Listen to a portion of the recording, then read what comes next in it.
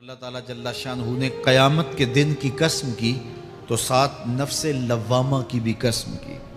قسم تو کوئی بھی کرے تو سننے والا متوجہ ہوتا ہے کہ یہ جو قسم کی جا رہی ہے تو یہ کسی عنوان کی اہمیت کو بیان کرنا مقصود ہے، تو پھر قسم اگر رب کرے تو پھر سمجھنے کے لیے کافی ہے کہ وہ کتنا اہم مضمون ہوگا جس پہ میرا رب ہو کے قسم کر رہا ہے۔ تو قیامت پر اللہ تعالیٰ قسم فرما رہا ہے تاکہ اس کا قسم فرمانا اہل عقل کے لیے کافی ہو کہ اس کے اس بات کے لیے اس سے بڑی کیا دلیل ہو سکتی ہے کہ میرا رب اس پہ قسم کر رہا ہے۔ اَيَحْسَبُ الْإِنسَانُ أَن لَّن نَّجْمَعَ عِظَامَهُ، اللہ تعالیٰ ارشاد فرماتا ہے کہ کیا آدمی یہ سمجھتا ہے کہ ہم ہرگز اس کی ہڈیاں جمع نہیں فرمائیں گے؟ یہ ایک کافر تھا، عدی بن ربیعہ، یہ مراد ہے یہاں انسان سے۔ ایک روایت کے مطابق ابو جہل بن ہشام مراد ہے۔ تو یہ ابو جہل یا عدی بن ربیعہ یہ کہتے تھے کہ کیا ہڈیوں کو دوبارہ جوڑا جائے گا، دوبارہ ان کو جمع کیا جائے گا؟ یہ نہیں ہو سکتا، قیامت نہیں آ سکتی۔ وہ کہتے تھے یہ جہاں ہے بس ختم ہو جائے گا کام تمام، لہٰذا جو عزت پانی ہے، جو لذت حاصل کرنی ہے، جو عیش و عشرت کرنی ہے، جو کچھ کرنا ہے اسی جہان میں کر لو۔ آج کل بہت سارے لوگوں کا رویہ بھی یہی ہے کہ بس ٹھیک ہے، یہ دنیا ہی سب کچھ ہے، آخرت بس ایک اعتقاد کی حد تک ذہن کے کسی گوشے میں ہے، 2 لمحوں کے لیے خیال آیا تو رک گئے، پھر اپنی وہی ڈگر کی زندگی۔ لیکن آخرت جب تیقن کی اس منزل تک پہنچ جائے پھر انسان کے اعمال کے اندر خود بخود جو ہے وہ نظم پیدا ہو جاتا ہے کہ چونکہ میں اللہ کے حضور پیش ہونا ہے اور ایک ایک عمل کا میں نے حساب دینا ہے۔ تو آخرت کے بارے میں یقین کی کمزوری انسان کو جو ہے وہ گناہوں کی دلدل میں پھنسا دیتی ہے۔ اس لیے آخرت کا یقین یہ بہت ضروری ہے تاکہ ہماری زندگی میں نظم پیدا ہو اور ہم اللہ کے حضور جھکنے والے، اس کے شکر گزار بندے، اس کی اتباع کرنے والے بنیں۔ تو اب وہ کافر کہتے تھے ابن ربیعہ یا ابو جہل کہ یہ جو ہڈیاں ہیں ان ہڈیوں کو کیسے دوبارہ زندہ کیا جائے گا۔ نضر بن حارث ایک کافر تھا، وہ کہیں سے قبرستان سے پرانی ہڈی اٹھا لایا اور وہ اتنی بوسیدہ تھی کہ ہاتھ کے لمس سے ٹوٹ ٹوٹ کے گرتی تھی، اور حضور کے پاس آ کھڑا ہوا اور آ کے کہنے لگا کہ کیا ان ہڈیوں کو دوبارہ زندہ کیا جائے گا؟ کون ہے ان کو جو دوبارہ زندہ کرے؟ اور ساتھ ہڈی توڑتا ہے اور اس کے ریزے زمین پہ گرتے ہیں۔ تو حضور علیہ السلام نے اللہ کی جانب سے اس کا جواب دیا۔ ذرا قرآن پڑھیے، سورہ یاسین کا آخری رکوع ہے، وَضَرَبَ لَنَا مَثَلًا وَنَسِیَ خَلْقَهُ قَالَ مَن يُحْیِی الْعِظَامَ وَهِیَ رَمِیمٌ۔ اب وہ باتیں کرنے لگ گیا ہے، اس کی زبان بولنے لگی ہے، اب کہاوتیں ہمارے لیے لاتا ہے، اور کیا کہتا ہے؟ مَن یحیی العظام وہی رمیم، ان ہڈیوں کو کون زندہ کرے گا جبکہ اتنی بوسیدہ ہو گئی ہیں۔ تو یہ نضر بن حارث حضور کے سامنے ہڈی لایا تھا اور توڑتا تھا اور کہتا تھا یہ ہڈیاں زندہ ہوں گی، ان ہڈیوں کو دوبارہ اٹھایا جائے گا جو اتنی بوسیدہ ہو گئی ہیں کہ ہاتھوں کا لمس بھی گوارا نہیں کرتی، اس کو دوبارہ زندہ کیا جائے گا، کون زندہ کرے گا؟ جواب سنو، قُلْ يُحْيِيهَا الَّذِي أَنشَأَهَا أَوَّلَ مَرَّةٍ، اے محبوب فرما دیجئے اب تو ہڈیاں موجود ہیں، جب ہڈیاں بھی نہیں تھی تو جس رب نے انسان بنایا ہڈیوں کو جوڑ کے نہیں بنا سکتا۔ اب تو میٹیریل موجود ہے جب میٹیریل بھی موجود نہیں تھا۔ هَلْ أَتَىٰ عَلَى الْإِنسَانِ حِینٌ مِّنَ الدَّهْرِ لَمْ یَکُنْ شَیْئًا مَّذْکُورًا، انسان پر وہ وقت بھی آیا ہے جب یہ قابل ذکر چیز ہی نہیں تھا، اس کا نقشہ نہیں تھا، اس کی صورت نہیں تھی، اس کا میٹیریل نہیں تھا، اس کا مادہ نہیں تھا، لیکن جس نے حضرت انسان بنایا، پانی کی بوند سے تخلیق کیا تو اب کیا وہ ہڈیوں کو جوڑ کر انسان نہیں بنا سکتا؟ تو یہ کفار بات کرتے تھے کہ نہیں نہیں نہیں، اتنی بوسیدہ ہڈیوں کو کیسے زندہ کیا جائے گا، یہ بات سمجھ میں نہیں آتی۔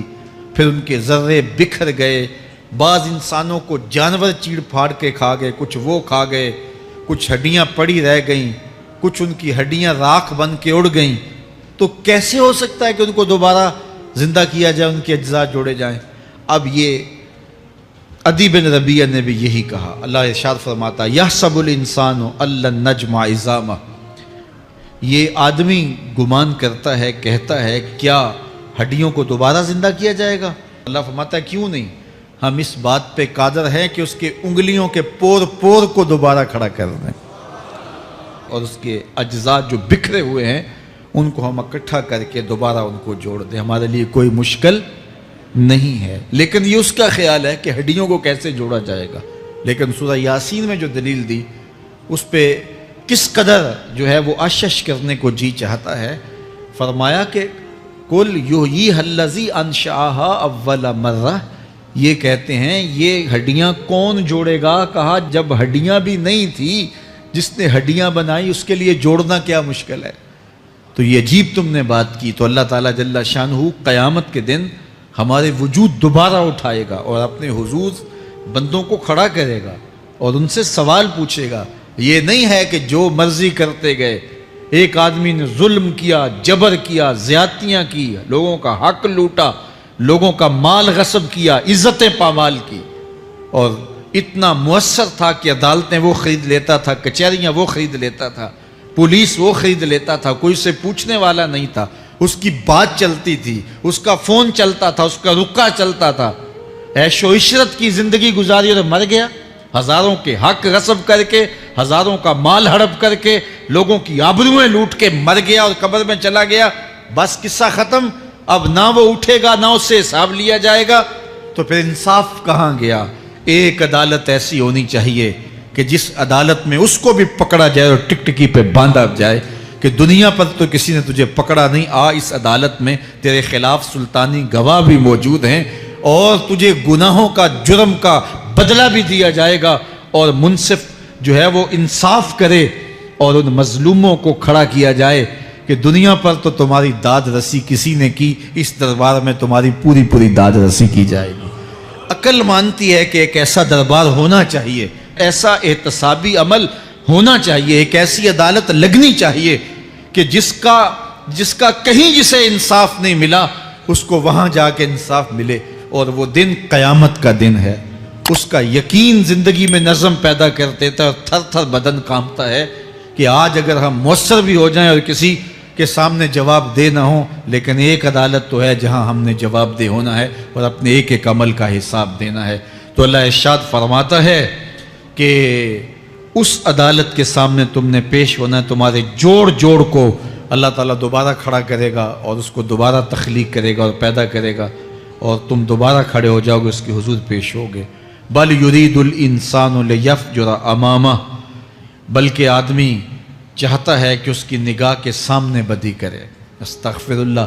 یہ ایک ظالم کافر تھا، وہ حضور کی خدمت میں آیا، کہنے لگا میں نہیں مانتا قیامت آئے گی۔ حضور نے اس کو دلائل دیے، تو جب دلائل کے سامنے بے بس ہو گیا تو کہنے لگا کہ جس قیامت کی آپ بات کرتے ہیں وہ قیامت آ بھی گئی تو میں نہیں مانوں گا۔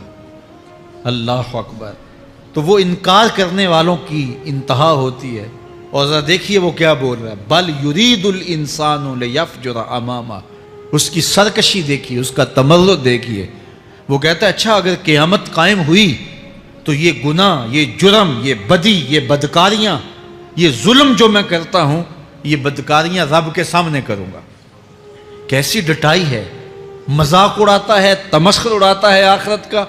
کہتا ہے جو بدیوں کا کاروبار میں نے گرم کیا ہے، جو بدکاریاں میری زندگی کا معمول ہیں، جو دادے عیش دیتا ہوں، جو عزتوں کو پامال کرتا ہوں، جو غریبوں کے پنجے توڑتا ہوں، جو لوگوں کا حق غصب کرتا ہوں، جو برائیاں کرتا ہوں، اگر قیامت قائم بھی ہو گئی تو میں یہ سارے جرم رب کے سامنے کروں گا، پھر وہ مجھے پکڑ کے دکھائے۔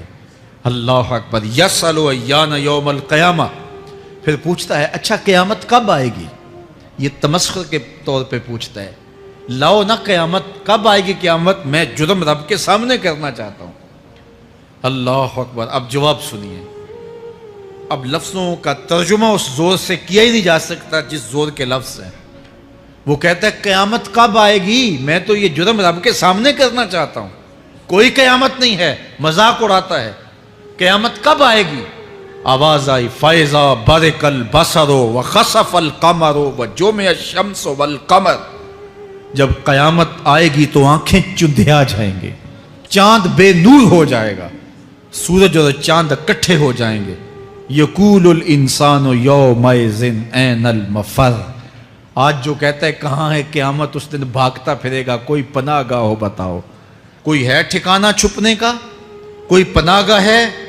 کلا لا وزر، آواز آئے گی کوئی ٹھکانہ نہیں ہے، آج کوئی ٹھکانہ نہیں ہے۔ الی ربک یومئذ المستقر، اگر ٹھکانہ ہے تو صرف رب کے پاس ہے، انہیں ٹھکانہ ملے گا جو رب کے بندے ہیں اور اس کی دہلیز پہ آنے والے ہیں۔ یُنَبَّأُ الْإِنسَانُ یومئذ بما قدم وأخر، اللہ تعالیٰ اس دن بتا دے گا جو آگے بھیجا اور وہ بھی بتا دے گا جو پیچھے چھوڑا۔ ایک ایک چیز تشت ازبام ہو جائے گی۔ یوم تبلی السرائر فما لہ من قوت ولا ناصر، اللہ فرماتا سارے راز کھل جائیں گے، جو بند کمروں میں جرم کیے، داد عیش دیتا رہا، وہ بھی کھل جائیں گے، اور پھر کوئی طاقت نہیں ہوگی، کوئی زور نہیں ہوگا، کوئی زر نہیں ہوگا جو اس کو بے نقاب ہونے سے بچا سکے۔ اے داور حشر میرا نامہ اعمال نہ پوچھ، اس میں کئی پردہ نشینوں کے بھی نام آتے ہیں۔ تو وہ کتنا سخت دن ہوگا۔ ارشاد فرمایا جائے گا کہ جو آگے بھیجا، جو پیچھے چھوڑا، جو جرم کرتا رہا، جو نیکیاں کی، جو برائیاں کی، سب کچھ تشت ازبام ہو جائے گا۔ بل الانسان علی نفسہ بصیرہ، بلکہ آدمی خود اپنے حال پر اچھی طرح خود آگاہ ہے۔ ہم اسے نامہ اعمال کے دفتر دیں گے جہاں سب کچھ لکھا ہوگا۔ قرآن بتاتا جب نامہ اعمال سامنے آئے گا تو وہ بے ساختہ پکار اٹھے گا، ما لہذا الکتاب لا یغادر صغیرۃ ولا کبیرۃ الا احصاها، ہائے اس کتاب کو کیا ہوا، اس نے چھوٹی بڑی کوئی بات نہیں چھوڑی، سب کچھ لکھ دیا۔ نامہ اعمال سامنے ہوگے، زمین بولے گی، ہاتھ پاؤں بولیں گے، فرشتے بولیں گے، کرامن کاتبین بتائیں گے یہ کیا کیا جرم کرتا رہا، کیا کیا گناہ کرتا رہا۔ تو اس دن ہر شے سامنے آ جائے گی۔ تو یہ تو ثبوت ہوں گے ہی ہوں گے، لیکن اللہ فرماتا ہے ثبوت تو اپنی جگہ، لیکن بل الانسان علی نفسہ بصیرہ، کیا انسان کو خود نہیں پتا کہ وہ کہاں کھڑا ہے؟ اس کو اپنے جرائم کی فہرست خود یاد ہے، اس کے ضمیر پہ خود اس کا بوجھ موجود ہے۔ اسے یہ نامہ اعمال نہ بتاتے، فرشتے نہ بتاتے، پھر بھی اسے پتا تھا کہ میں کیا ہوں اور کہاں میں نے جرم کیا ہے۔ وَلَوْ أَلْقَى مَعَاذِيرَهُ، اللہ اکبر، اگر اس کے پاس جتنے بہانے ہوں سب لا ڈالے، جب بھی کوئی اس کا بہانہ نہیں سنا جائے گا۔ قیامت کا دن ہوگا، دنیا کے اوپر تو بہانوں سے انسان بچ نکلتا ہے۔ کوئی جھوٹ بول لیا، کوئی جھوٹا گواہ پیش کر دیا، کوئی مکر کر لیا، کوئی رشوت چل گئی، کوئی سفارش کام آ گئی، کوئی بہانہ تراش لیا، بات کو توڑ موڑ کے پیش کر لیا۔ لیکن قیامت کا جب دن ہوگا تو کوئی نہ جھوٹا گواہ چلے گا، نہ رب کی پولیس رشوت لیتی ہے، نہ وہاں انصاف کے خلاف کوئی کام ہوگا، اور نہ ہی کوئی بہانہ چل سکے گا۔ اللہ اکبر۔ دوسری بات مفسرین نے یہ بھی لکھی کہ بعض اوقات یہ ہوتا ہے کہ انسان اپنے گناہ پر، اپنے جرم پر کوئی بہانہ تلاش کر کے لوگوں کو مطمئن کر لیتا ہے۔ جو اس نے جرم کیا، کسی سے زیادتی کی، کسی کا حق غصب کیا، تو لوگوں نے ملامت کی تو وہ کوئی بہانہ تلاشتا ہے اور لوگوں کو مطمئن کر لیتا ہے۔ بعض کا لاجواب کر دیتا ہے، بعض کا مطمئن بھی کر لیتا ہے۔ وہ لوگوں کو تو مطمئن کر لیتا ہے، لیکن وہ خود مطمئن نہیں ہو سکتا۔ جس نے جرم کیا ہوتا ہے، جرم اس کو اندر سے ڈستا رہتا ہے، اس کا ضمیر اس کو ٹھوکریں مارتا رہتا ہے، اندر کی بے چینی اسے تنگ کرتی رہتی ہے، اگرچہ وہ دلائل سے، مکر و فریب سے، باتوں کو توڑ موڑ کے عذر کر لیتا ہے، کوئی بہانہ بنا لیتا ہے، لیکن اس کے باوجود اس کے اندر کوئی چین، اندر کوئی اطمینان نہیں ہوتا۔ اللہ اکبر! تو مجرم بے چین رہتا ہے۔ آج ہماری بے چینیوں کا ایک سبب ہمارا مالک کی دہلیز سے منہ موڑنا اور بہت سارے دیدہ نادیدہ گناہوں کا ارتکاب کرنا ہے۔ جب ہم سے سستیاں ہو جاتی ہیں، کوتاہیاں ہو جاتی ہیں، تو وہ گناہ ہمارا پیچھا نہیں چھوڑتے اور ہمیں بے چین اور مضطرب رکھتے ہیں۔ تو بعض اوقات جو ہے وہ ہم کہتے ہیں کہ پتہ نہیں بے چینی کیا ہے۔ بے چینی گناہوں کی ہے۔ گناہ طبیعت میں بے چینی پیدا کر دیتا ہے، سکون نہیں آنے دیتا۔ اطمینان کی دولت چھن جاتی ہے جب کوئی شخص گناہ کرتا ہے، اور یہ لازمی نہیں ہے کہ وہ کسی کا حق غصب کرے، اس نے کسی کی عزت ہی پامال کی ہو، اس نے کسی کی آبرو پہ حملہ کیا ہو۔ اگر نماز چھوڑی ہے تو بے چینی یہ بھی کم نہیں ہے، یہ رب کی نافرمانی ہے۔ اگر اس کی نظر بھٹکی ہے تو یہ بھی کم بے چینی نہیں دیتی۔ اگر اس کا خیال بہکا ہے، اس نے زبان سے کسی کو دکھ دیا ہے، اس نے کسی کے لیے سب و شتم کا انداز اختیار کیا ہے، گالی گلوچ کا رنگ اختیار کیا ہے، تو پھر کیا ہوا کہ یہ بے چینی اندر کو توڑتی رہتی ہے۔ انسان چلتا پھرتا ہے لیکن اسے طمانیت نہیں ملتی، اسے سکون نہیں ملتا۔ سکون کب ملے گا؟ سکون تب ملتا ہے جب کسی سے زیادتی کی ہو تو اس سے جا کے معافی مانگ لی جائے، اور اس لجاجت کے ساتھ معافی مانگی جائے کہ وہ مجبور ہو جائے معاف کرنے پہ، تو پھر اندر طمانیت اتر جاتی ہے۔ اگر رب کی نافرمانیاں کی ہیں تو لیلۃ القدر کے دامن میں اس سے معافی مانگ لو، اتنی لجاجت سے معافی مانگو، اس قدر رو کے معافی مانگو، ترلے منت پہ اتر آؤ، ہاتھ جوڑو، آنسو بہاؤ، چیخو، چلاؤ، رو، اس کی دہلیز سے لپٹ جاؤ، اس سے اپنے گناہوں کی معذرت کرو۔ جب مالک نے معاف کر دیا، اندر کی ساری بے چینیاں مٹ جائیں گی، دل کو قرار مل جائے گا، دل کو تسکین نصیب ہوگی۔ تسکین اس کی دہلیز سے تمہیں ملے گی، یہ اندر سے پھوٹتی ہے، باہر سے نہیں آتی ہے۔ تسکین کے قافلے اندر ہی اترتے ہیں، اندر سے اس کے سوتے پھوٹتے ہیں، اس کے چشمے پھوٹتے ہیں۔ ہم باہر سے ڈھونڈتے ہیں، باہر سے تسکین نہیں ملتی، یہ اندر سے آئے گی۔ اس لیے اس دل کے اوپر لگے ہوئے میل کچیل کو، غلاظت کو دور کر لو اور کھرچ دو دل کے اوپر پڑے ہوئے جتنے بھی زنگ ہیں، تو پھر نتیجہ کیا ہوگا؟ دل ستھرا ہوگا، مصفہ ہوگا، مزکا ہوگا، تو پھر دل پر نور ہوگا، تو پھر آپ کو زندگی گزارنے کا لطف اور سرور اور مزہ آنے لگ جائے گا۔ تو انسان جب دلیلیں تراشتا ہے، اس سے بعض اوقات اپنے آپ کو بھی مطمئن کرنے کی کوشش کرتا ہے، اوروں کو بھی مطمئن کر لیتا ہے، لیکن حقیقت میں اطمینان نہیں ہوتا، وہ بے چینی ہوتی ہے۔ تو اللہ تعالیٰ جل شانہ اس کہانی کو بیان کرتے ہوئے ایک اور مضمون کو بیان کیا، اور یہ بالکل درمیان میں جملہ معترضہ کے طور پہ جو ہے وہ نظر آ رہا ہے کہ بات تو چل رہی ہے، تو اچانک اللہ اپنے محبوب سے مخاطبہ فرماتا ہے، کیا ارشاد کرتا ہے؟ لا تحرک بہ لسانک لتعجل بہ۔ تو یہ اچانک بات کیوں آ گئی؟ اصل بات یہ تھی کہ جب وحی نازل ہوتی تو آقا کریم علیہ السلام ہمہ تن گوش ہو کے اس وحی کو سنتے، پھر اس کو محفوظ کرنے کی فکر ہوتی کہ جو میں نے سنا ہے وہ اچھی طرح مجھے یاد ہو جائے، اور پھر آقا کریم علیہ السلام کی تیسری فکر یہ ہوتی کہ اس کے جو معارف ہیں، اسرار ہیں، اور اس کے جو ثمرات ہیں، اس کی جو تفصیلات اور نکلنے والے اس کے نتائج ہیں، وہ بھی اچھی طرح جو ہے وہ میں سمجھ پاؤں۔ تو یہ تین مشقتیں بیک وقت حضور گوارا کر رہے ہوتے۔ اب قیامت کا ہولناک منظر جو پیش کیا گیا، اور پھر انسان جب اپنے رب کی نافرمانی کرتا ہے تو جو اس کا حال ہوتا ہے، تو یہ سارے مضامین کو اللہ کے محبوب سن رہے تھے۔ حضور کے قلب اطہر پر گرانی آئی، اور میرے رب کو کیسے گوارا تھا۔ جو حضور سن رہے تھے جلدی جلدی اس کو زبان پہ لانا چاہ رہے تھے تاکہ وہ اچھی طرح ازبر ہو جائے، لیکن اللہ نے محبوب کی اس مشقت کو دیکھا تو فرمایا لا تحرک بہ لسانک لتعجل بہ۔ محبوب آپ اپنی زبان کو جنبش نہ دیں، آپ جلدی کرتے ہیں تاکہ وہ جو میں نے سنا ہے وہ میری زبان پہ آ جائے۔ ان علینا جمعہ و قرآن، یہ ہمارے اوپر ہے، ہم آپ کے دل میں جمع بھی کریں گے، جو آپ کو سکھایا ہے وہ آپ کو یاد بھی رہے گا، وہ آپ بھول نہیں سکیں گے۔ فَإِذَا قَرَأْنَاهُ فَاتَّبِعْ قُرْآنَهُ، اور جب ہم پڑھ لیں تو پھر اس کے بعد آپ اس کو دہرائیں پڑھیں۔ ثُمَّ إِنَّ عَلَيْنَا بَيَانَهُ، پھر اس کی تفصیل بھی ہمارے ذمہ ہے، اس کا بیان بھی ہمارے ذمہ ہے۔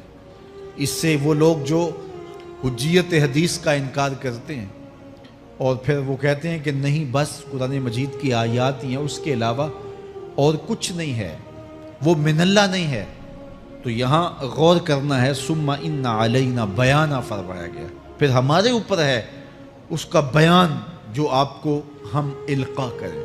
اور آقا کریم نے فرمایا، سنن نسائی کی روایت ہے، انما اوتیت القرآن ومثلہ معہ، مجھے قرآن دیا گیا اور قرآن جتنے اور علوم بھی میرے سینے میں رکھے گئے۔ تو صرف قرآن ہی نہیں اتارا گیا حضور کے سینے میں، حضور کے سینے میں بہت کچھ نازل کیا۔ حضور کا سینہ گنجینہ ہے اسرار و معانی کا، اور اللہ تعالیٰ جل شانہ نے اپنے محبوب کو بہت کچھ عطا کیا۔ یہ بیان کرنے کے بعد فرمایا، کلا بل تحبون العاجلہ وتذرون الآخرہ۔ اللہ اکبر، کوئی نہیں بلکہ یہ جو تم لوگ ہو اے کافرو، تم اس چیز کو پسند کرتے ہو جو بالکل نقد ہے، جو جلد ملنے والی ہے۔ دنیا کا سودا نقد ہے، دنیا کے نفع نقد ہیں، دنیا کی لذات نقد ہیں۔ شیطان کہتا ہے اب چوری کرو اب مال آئے گا، اب زنا کرو اب لذت ملے گی، اب ڈاکہ کرو اب امیر ہو جاؤ گے۔ تو دنیا کے سودے نقد ہیں اور آخرت کے وعدے ادھار ہیں۔ تو ارشاد فرمایا، بل تحبون العاجلہ، تم دنیا کی جو عاجل چیزیں ہیں، جو بالکل نقد سودے ہیں، تم ان کے پیچھے پڑتے ہو، وتذرون الآخرہ، اور آخرت کو چھوڑتے ہو۔ دوسرے مقام پہ ارشاد فرمایا سورہ الاعلیٰ میں، بل تؤثرون الحیاۃ الدنیا والآخرۃ خیر وابقیٰ، تم دنیا کی جیتی زندگی کو ترجیح دیتے ہو، حالانکہ آخرت بہتر بھی ہے اور دائمی بھی۔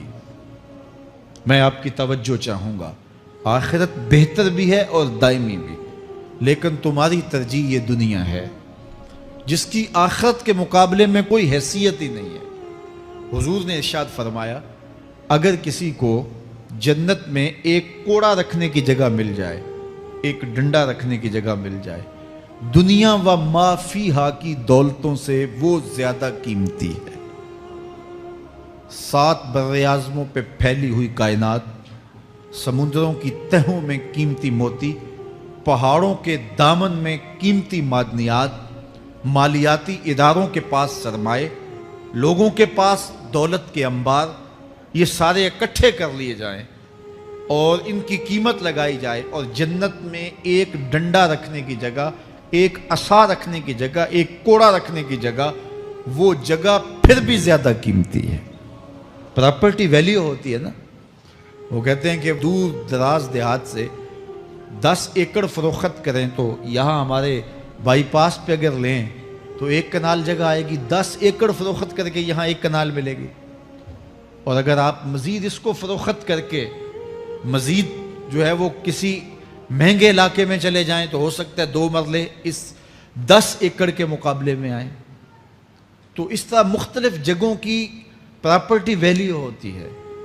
اللہ کے محبوب جنت کی پراپرٹی ویلیو بتا رہے ہیں۔ 7 براعظموں پہ پھیلی ہوئی کائنات کو ایک پلڑے میں رکھیں، پوری دنیا کے اندر جو سرمائے ہیں، جو ماضی میں سرمائے لوگوں نے خرچ کر لیے، جو حال میں موجود ہیں، جو آنے والے ادوار میں لوگوں کے پاس آئیں گے، قارون کا خزانہ اور سرمائے سارے اکٹھے کر کے ایک پلڑے میں رکھ دیں، جنت میں ایک عصا رکھنے کی جگہ پھر بھی زیادہ قیمتی ہے۔ تو پھر دنیا کی آخرت کے مقابلے میں قیمت کیا ہوئی؟ دنیا کی جنت کے مقابلے میں ویلیو کیا ہوئی؟ اور جنت میں سب سے کم جگہ کس کو ملے گی؟ جو سب سے آخر میں جائے گا۔ ظاہر ہے سب سے کم جگہ اسی کے پاس ہوگی جو سب سے آخر میں جہنم کے دھکے کھا کھا کے، رگڑے سہ سہ کے پھر آخر میں جنت میں جائے گا، سب سے تھوڑی جگہ اس کے پاس ہوگی۔ حدیث پاک میں آتا ہے، بخاری میں آتا ہے، حضور نے ارشاد فرمایا کہ جب جہنم سے آخری جہنمی نکالا جائے گا تو اللہ تعالیٰ اسے پوچھے گا بتا تیری کوئی آرزو، تو وہ کہے گا مالک یہ آرزو ہے، یہ آرزو ہے، مختلف آرزوؤں بتائے گا۔ اللہ فرمائے گا لکا ما تمنیتا، جو تو نے آرزو کی جا جا تجھے میں نے عطا کر دی، اب جنت میں چلا جا۔ تو اس کی تو توقع یہ ہوگی کہ سایہ دیوار جنت میں جگہ مل جائے تو غنیمت ہے، اور اگر جنت کے اندر جاؤں تو کوئی جھونپڑا مل جائے 2 مرلے کا تو وہ بھی کافی ہے۔ لیکن اللہ اسے کتنی جگہ دے گا؟ اللہ فرمائے گا جا جنت میں، تیرے لیے جنت میں دنیا سے 10 گنا جگہ ہے۔ 7 بر اعظموں کو 10 سے ضرب دے تو کہا کہ دنیا سے 10 گنا جگہ تیرے لیے۔ اس کو یقین ہی نہیں آئے گا، وہ کہے گا اتسخر وانت الملک، میرے رب تو بادشاہ ہو کے مجھ سے مذاق کر رہا ہے؟ اللہ فرمائے گا نہیں، تیرے لیے 10 گنا جگہ ہے، اور اس کے لیے 10 گنا جگہ ہوگی جو سب سے آخر میں جنت میں جائے گا۔ میں آپ کی توجہ چاہوں گا، جو آخری جنتی ہے اس کے پاس کتنی جگہ ہوگی، کتنی پراپرٹی ہوگی؟ آج تو 2 10 20 50 مربع کسی کے پاس ہوں تو وہ اتراتا ہوا چلتا ہے کہ میں اتنا بڑا ذمہ دار ہوں۔ جنت میں آخری جنتی کی جگہ کتنی ہوگی؟ دنیا سے 10 گنا جگہ۔ تو داتا گنج بخش علی حجویری کی جاگیروں کا عالم کیا ہوگا؟ بابا فرید الدین گنجے شکر کی جاگیروں کا عالم کیا ہوگا؟ پھر اصحاب رسول کی جاگیروں کا عالم کیا ہوگا؟ قیمتی کتنی جگہ کہ ایک ڈنڈا رکھنے کی جگہ مل جائے، دنیا و ما فیہا سے وہ قیمتی، اور وہ قیمتی جگہ دنیا سے 10 گنا جگہ اس کو دی جائے گی جو سب سے آخر میں جائے گا۔ تو مجھے بتائیے اس سے بڑا بے وقوف کوئی ہے جو آخرت کو برباد کر کے دنیا کا سودا کرتا ہے؟ بل تؤثرون الحیات الدنیا والآخرۃ خیر وابقا، کہا آخرت بہتر بھی ہے اور دائمی بھی ہے، نہ ختم ہونے والی زندگی ہے۔ تو یہاں بھی ارشاد فرمایا کلا بل تحبون العاجلہ وتذرون الآخرہ، تم نقد کے پیچھے دوڑتے ہو، آخرت جو ادھار ہے اس کی پرواہ نہیں کرتے ہو۔ یہ نقد تمہیں مل بھی جائے، پہلی تو بات ہے ملتی نہیں ہے، دنیا تمہارے آگے بھاگتی ہے اور تم پیچھے بھاگ رہے ہو۔ کچھ حصہ تمہیں مل بھی گیا تو وہ کتنے سالوں کے لیے؟ 60 سال 70 سال، یہ تو بڑی لمبی زندگی ہے۔ ہمارے ہاں 45 سال ایوریج نکالی گئی ہے۔ 60 سال بھی کوئی جی لے، 70 سال بھی کوئی جی لے، کیا حیثیت ہے آخرت کے مقابلے میں؟ آخرت کا ایک دن یوم حشر قرآن بتاتا ہے 50,000 سال کا ہوگا۔ 50 سال کا نہیں، 50-100 سال کا نہیں، 50,000 سال کا ایک دن۔ پھر اس کے بعد نا ختم ہونے والی زندگی، مینڈے کی شکل میں موت کو بھی ذبح کر دیا جائے گا۔ موت کو بھی موت آ گئی، اب موت نہیں ہے، نا ختم ہونے والی زندگی۔ اور جو جنت میں چلا گیا سب سے آخر میں جانے والے کی یہ جائیدادیں۔ تو اصل زندگی تو آخرت کی زندگی ہے۔ کلا بل تحبون العاجلہ وتذرون الآخرہ، یہ تو ایک سودا ہے۔ اب اللہ تعالیٰ ایک اور چیز بتا رہا ہے، ذرا غور کیجئے۔ دنیا کی محبت دل میں ایسی پیدا ہو گئی کہ ہمیں سال کے بعد ماہ سیام میں مسجد میں آنا نصیب ہوتا ہے، اور ہم اپنی ہی دنیا میں مگن ہیں کہ یہی دنیا سب کچھ ہے۔ یہ کائنات بھی دیکھو، میرا رب بیان کر رہا ہے وجوہ یومئذ ناظرہ الی ربہا ناظرہ۔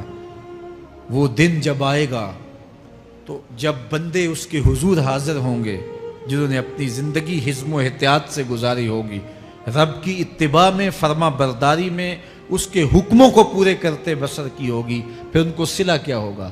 اللہ فرمایا کچھ چہرے ہوں گے جو تر و تازہ ہوں گے، کھل کے گلاب ہو جائیں گے، چہرے منور اور تابہ ہوں گے۔ یہ اتنے کھلے کیوں ہوں گے؟ چہرے گلاب کیوں ہوں گے؟ الی ربہا ناظرہ، اس لیے کہ رب کا دیدار نصیب ہوگا۔ رب کا دیدار نصیب ہوگا تو چہرے کھل جائیں گے اور چہرے شگفتہ ہو جائیں گے، چہرے تر و تازہ ہو جائیں گے۔ یار کوئی پرانا دوست مل جائے اور آپ سخت صدمے کے ماحول میں ہوں تو اچانک اسے دیکھ لیں تو آپ کا چہرہ کھل جاتا ہے اور آپ کا چہرہ گلاب بن جاتا ہے، تو پھر کیا منظر ہوگا؟ دنیا کے تھکے ہوئے لوگ، جنگوں کے ستائے ہوئے لوگ، بدر, احد, حنین اور کربلا کی سختیاں گوارا کیے ہوئے لوگ, تہجد کے اندر لمبا قیام کر کے راتوں کی تنہائیوں کے تھکے ہوئے لوگ, حلال کھایا حرام نہیں کھایا اور دنیا سے پیچھے رہ گئے, دنیا آگے چلی گئی اور یہ حلال کی تلاش میں بظاہر پیچھے رہ گئے. گھر والے بھی تانے دیتے ہیں کہ تم تو پیچھے رہ گئے, دنیا کہاں چلی گئی, تمہارے رشتہ دار کہاں چلے گئے.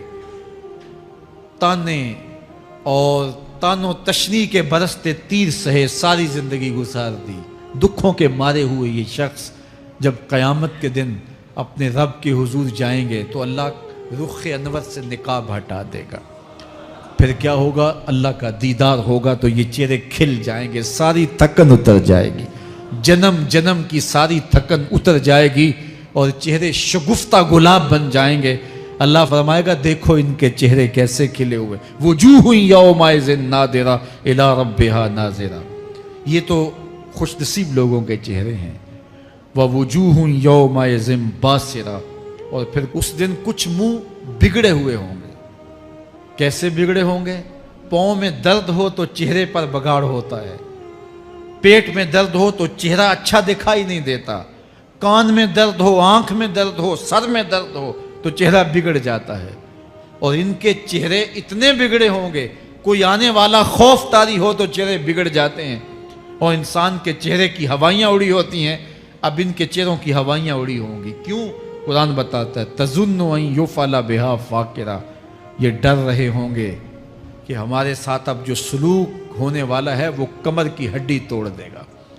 ہم نے رب کے حکموں کو توڑا, ہم نے پرواہ نہیں کی, ہم سمجھے دنیا میں آئے ہیں تو ہماری دنیا ہے, آوارہ ہوں, خواہشات نفس کے مطابق زندگی گزاریں, آنکھیں بے حیائی میں لگی رہیں, سوچیں آوارگی میں لگی رہیں, کان نغمے سنتے رہے, زبان جھوٹ بکتی رہی, ظلم و جبر کا بازار گرم رکھا, عصمتیں عزتیں پامال کرتا رہا, لوگوں کا مال لوٹتا رہا, حق غصب کرتا رہا, کلیجے اور دل چیرتا رہا, لوگوں کو زخمی کرتا رہا, لوگوں کے جذبات سے کھیلتا رہا. پرواہ نہیں کی کہ یہ دنیا ہے, امتحان گاہ ہے, چند دنوں کے لیے آئے ہیں, اللہ کے حضور پیش ہونا ہے, عملوں کا حساب ہونا ہے.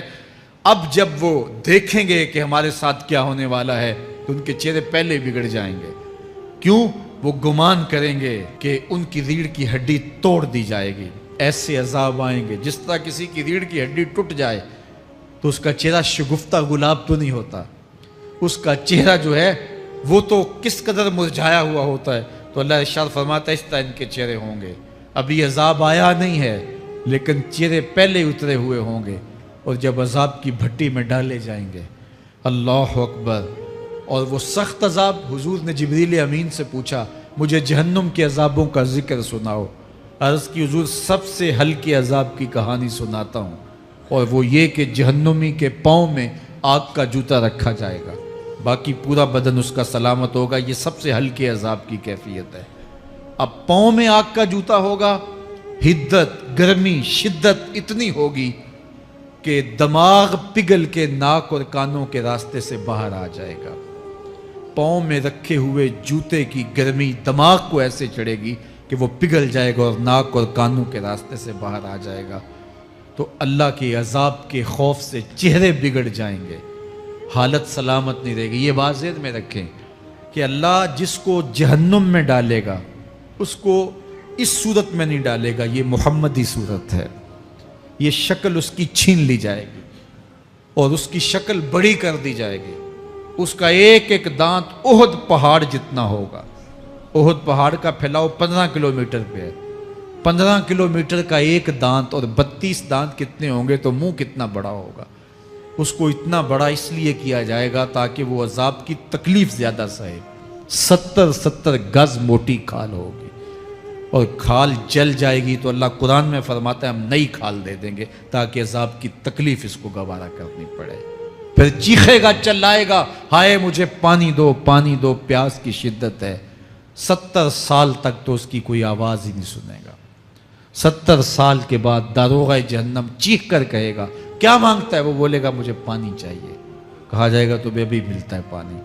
پھر داروغہ جہنم اسے پانی دے گا. کوکا کولا کی بوتل دے گا یا پیپسی تھما دے گا یا منرل واٹر کی بوتل دے گا؟ نہیں، قرآن بتاتا ہے اسے مائے حمیم دیا جائے گا، کھولتا ہوا پانی، اور وہ اتنا گرم ہوگا جب پینے کے لیے چہرے کے قریب کرے گا اس سے اٹھتی ہوئی بھاپ کی وجہ سے چہرے کی کھال ادڑ کے اس کے اندر گر پڑے گی، لیکن اس کے باوجود اس کو پینا پڑے گا۔ اللہ فرماتا ہے یہ دنیا ہی سب کچھ نہیں ہے، سمجھ لیا یہی سب کچھ ہے، آخرت کو بھول گئے، صبح اٹھے کام پہ چلے گئے، شام آئے آوارگی میں چلے گئے، صدائیں آتی رہیں حی علی الصلاح حی علی الفلاح، کوئی پرواہ نہیں کی، نہ پیشانیوں نے سجدے کیے، نہ سوچوں میں پاکیزگی آئی، زندگی یوں گزار کے چلے گئے۔ ایسے نہیں، کہا ایک وہ ہوں گے جن کے چہرے شگفتہ گلاب ہوں گے، ایک وہ ہوں گے جن کے چہرے بگڑے ہوئے ہوں گے۔ اللہ اکبر، کلا اذا بلغت التراقی، یہ تو قیامت کا منظر ہے نا، قیامت سے قبل بھی ایک منظر ہے، اللہ اس منظر کو بھی بیان کر رہا ہے، کلا اذا بلغت التراقی، ہاں ہاں جب جان گلے کو پہنچ جائے گی، اے انسان تیرے اوپر وہ گھڑی بھی آنے والی ہے، وہ وقت بھی آنے والا ہے جب سانس اس ہنسلی میں اٹک جائے گا، جب سینے سے بھی سانس اوپر چلی گئی، اب ڈاکٹر بھی لا علاج قرار دے رہے ہیں کہ اب علاج نہیں رہا ہے، جان بس اب نکلنا چاہ رہی ہے، اور کہا جائے گا کوئی جھاڑ پھونک والا بلاؤ، اب ڈاکٹروں نے تو جواب دے دیا، اب سانس اٹک گئی گلے میں، چند لمحوں کی مہمان ہے، اب ڈاکٹروں نے کہا اب ہماری جانب سے لا علاج ہو گیا، اب لے جاؤ اس کو گھر یا وینٹیلیٹر پہ ڈال دیتے ہیں اس کو، بس اب ہماری جانب سے کوئی اس کا علاج نہیں ہے۔ اب گھر والے روتے ہیں، کہتے ہیں کوئی جھاڑ پھونک والا لاؤ، کوئی دم والا لاؤ، شاید وہ کوئی دم کرے تو اس کی جان میں جان آ جائے، ڈاکٹروں نے تو لا علاج قرار دے دیا۔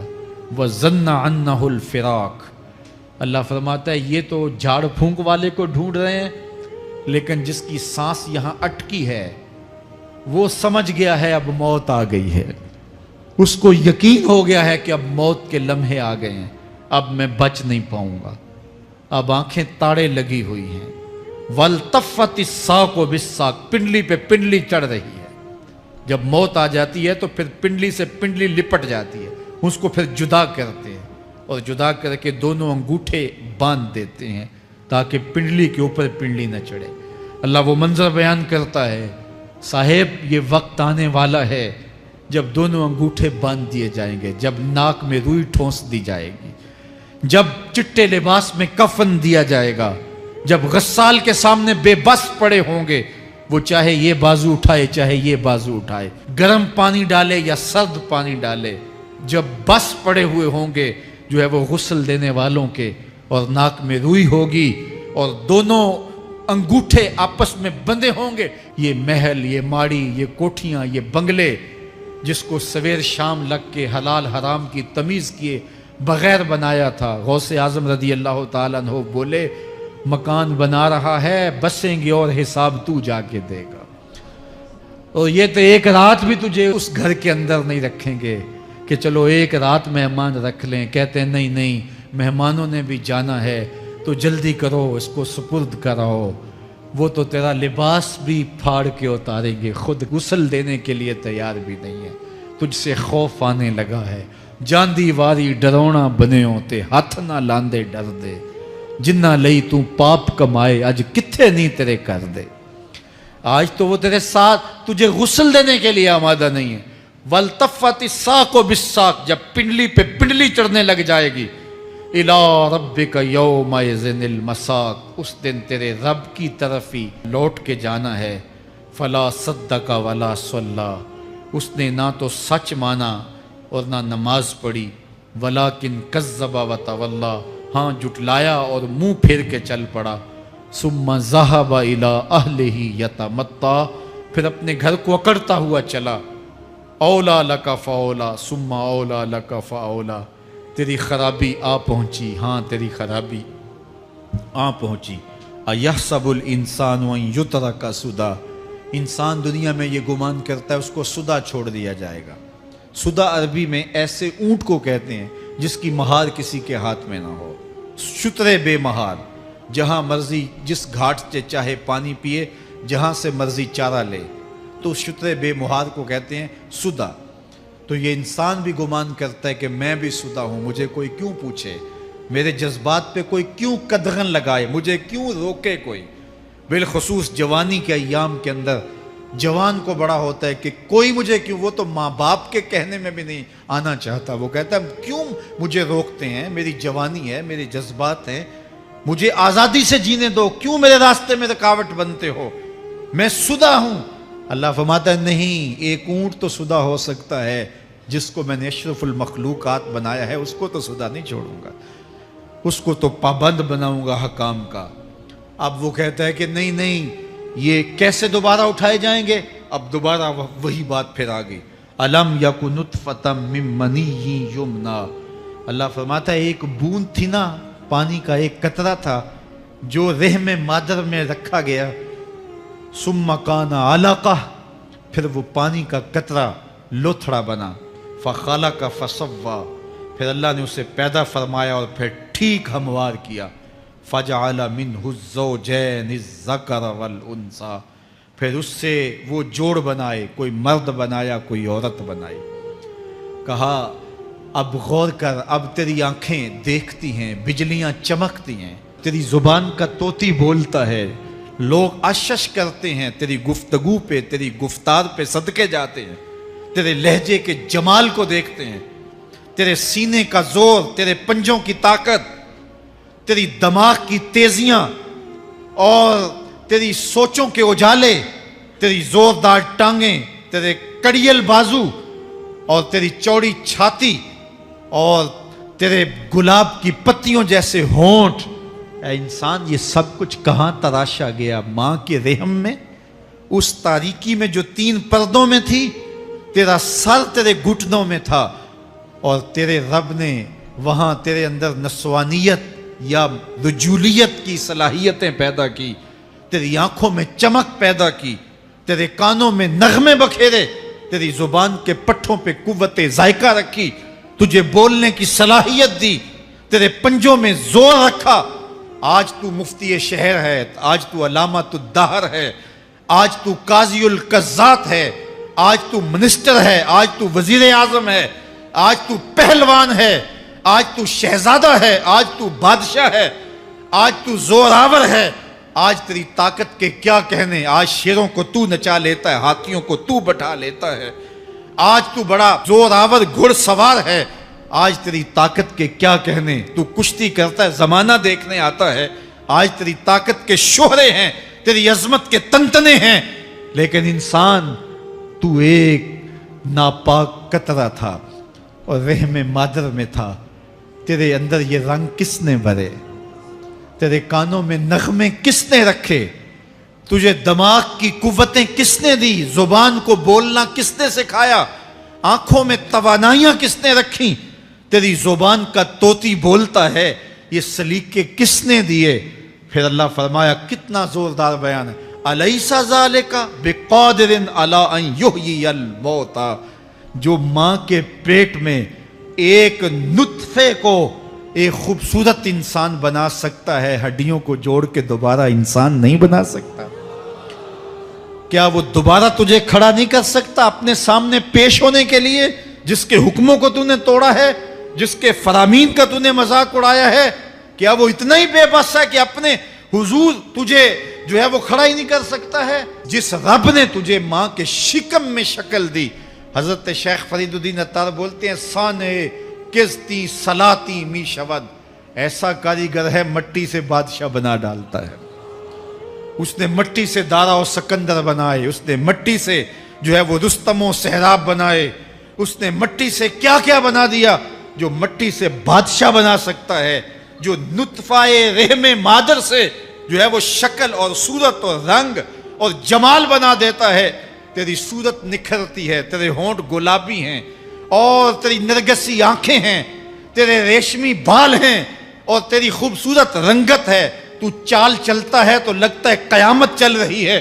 تیرا قد رانا جو ہے وہ صنوبر کو شرماتا ہے. تیری گفتار کے تنتنے ہیں.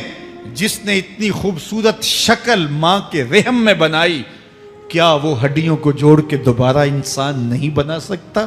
وہ دوبارہ انسان بنائے گا اور پھر تجھے اپنے حضور کھڑا کرے گا۔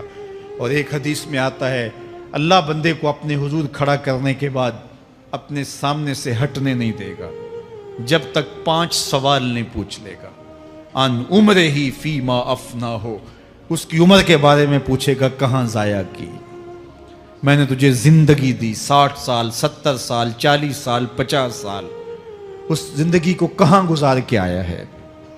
ان شباب ہی فیما ابلا ہو، اس کی جوانی کے بارے میں پوچھا جائے گا جوانی کہاں گزار کے آیا ہے، مجنوں تو نہیں بنا رہا، خواہشات کا اسیر تو نہیں ہو گیا، دیوانوں کی طرح زندگی تو نہیں گزار کے آ گیا، تیری جوانی کسی چوک میں تو نہیں گزری، تیری جوانی آوارگی میں تو نہیں گزری، ساری رات سوشل میڈیا کے اوپر گندگی اور غلاستیں تو نہیں دیکھتا رہا، تیری زندگی گزری کہاں ہے، تیری جوانی گزری کہاں ہے۔ اگر کوئی جواب نہ ہوا تو پھر کیا جواب دے گا، اور وہ کتنا خوش نصیب ہوگا جو کہے گا مالک میری جوانی سجدوں میں گزری، میری جوانی قیام میں گزری، میری جوانی رکوع میں گزری۔ میرے حضور فرماتے ہیں سبعۃ یظلھم اللہ فی ظلہ یوم لا ظل الا ظلہ، 7 اشخاص ایسے ہیں قیامت کے دن جب کوئی سایہ نہیں ہوگا اللہ ان 7 کو اپنے عرش کا سایہ دے گا۔ ان میں سے دوسرا شخص میرے حضور نے بیان فرمایا وشاب نشأ فی عبادت اللہ، وہ جوان جس کی جوانی اللہ کی عبادت میں گزری۔ جوانوں اپنی زندگی کو مالک کی دہلیز پہ لے آؤ، جوانی وہی ہے جو مالک کی چوکھٹ پہ گزرے۔ اپنے دل کا تعلق جوڑو، عشق کرنا ہے تو پھر آمنہ کے لال سے کرو، محبت کا رشتہ ان سے جوڑو، تعلق کا ربط ان سے قائم کرو، جوانی کو دین کی راہ پہ ڈالو۔ اللہ اکبر، سنو میرے حضور کا فرمان، انا حبیب اللہ، میں اللہ کا حبیب ہوں۔ پھر فرمایا الشاب التائب حبیب اللہ، جو جوان جوانی میں توبہ کرے وہ بھی اللہ کا حبیب ہے۔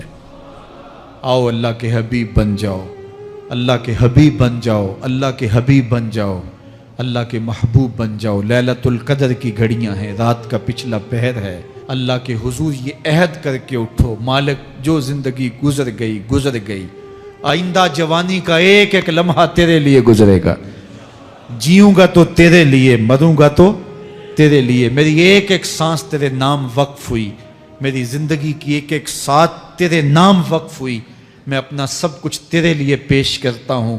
میری زندگی کا مالک بھی تو ہے، میری موت و حیات کا خالق اور مالک بھی تو ہے، یہ زندگی تو نے دی، تیری امانت ہے، تیرے حضور ہی پیش کرتا ہوں۔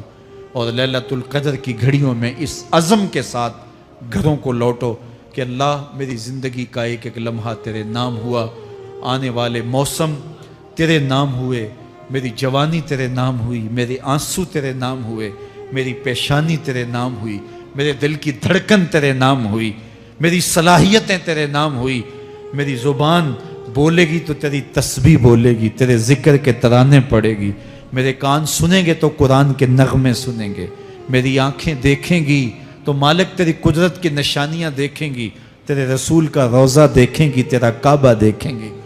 مالک میری زبان سچائی کے نور سے مالا مال ہوگی اور میں ساری زندگی تیرے نام کرتا ہوں، اور جب آپ اپنی ساری زندگی اللہ کے نام کر دیں گے تو پھر وہ پوری کائنات تمہارے نام کر دے گا۔ کی محمد سے وفا تو نے تو ہم تیرے ہیں، یہ جہاں چیز ہے کیا لوح و قلم تیرے ہیں۔ اللہ آپ سب کو اپنی پناہ میں، امان میں اور حفاظتوں کے حصار میں رکھے۔